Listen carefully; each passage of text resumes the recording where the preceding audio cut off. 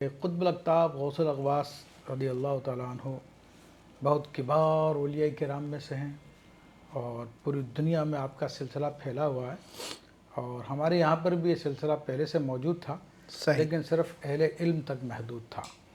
اور ویسے آپ کے تعارف میں یہ ہے کہ آپ کا نام نامی اسم گرامی علی ہے، آپ کی کنیت ابو الحسن ہے، اور آپ کے القاب تو بہت زیادہ ہیں، جن میں سے جو سب سے مشہور ترین لقب آپ کا ہے وہ ہے الشاذلی۔ یہ شاذلی آپ کا بہت خصوصی لقب ہے۔ پھر اس کے علاوہ جو ہے قطب الاقطاب، غوث الاغواث، ابو الاغواث یعنی غوثوں کے باپ، تمام غوثوں کے غوث اور تمام قطبوں کے قطب، یہ بھی آپ کے مشہور القاب میں سے ہے۔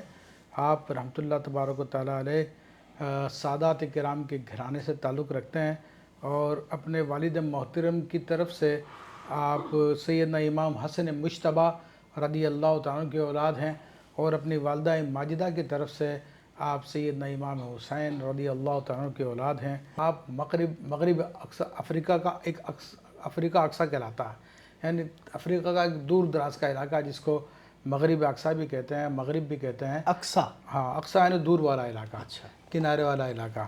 تو سمجھ لیجیے یہاں پہ افریقہ ختم ہو رہا ہے، اور یہاں پر جو ہے موراکو جس کو کہتے ہیں، مراکش پرانا نام ہے، تو موراکو جو ہے یہاں پہ افریقہ کا موراکو ختم ہو رہا ہے، اس کے بعد سمندر، اور سمندر کے بعد اسپین ہے، یعنی کہ یورپ شروع ہو رہا ہے۔ یورپ شروع ہو رہا ہے، یہ بارڈر ہے اس کا، یہ بارڈر ہے، تو اس لیے آپ کو اقصیٰ مغرب اقصیٰ بھی کہا جاتا ہے۔ تو یہاں پر ایک علاقہ غمارہ کا ایک گاؤں ہے سبدہ میں سادات کرام کے گھرانے میں آپ پیدا ہوئے، اور آپ کی تاریخ پیدائش کے حوالے سے علماء کے مختلف اقوال ہیں کہ اس میں سیدی یعنی طبقات الکبریٰ الشاذلیہ میں انہوں نے ایک قول یہ بیان کیا کہ 551 ہجری میں آپ کی ولادت ہوئی۔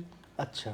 اور ایک قول کے مطابق جو دوسرا قول ہے جو میراث المحاسن نے بیان کیا، اس کے مطابق 571 ہجری ہوئی ہے، اور جو ایک مشہور قول ہے جو لوگوں میں معروف ہے بہت زیادہ، وہ ہے 593 ہجری۔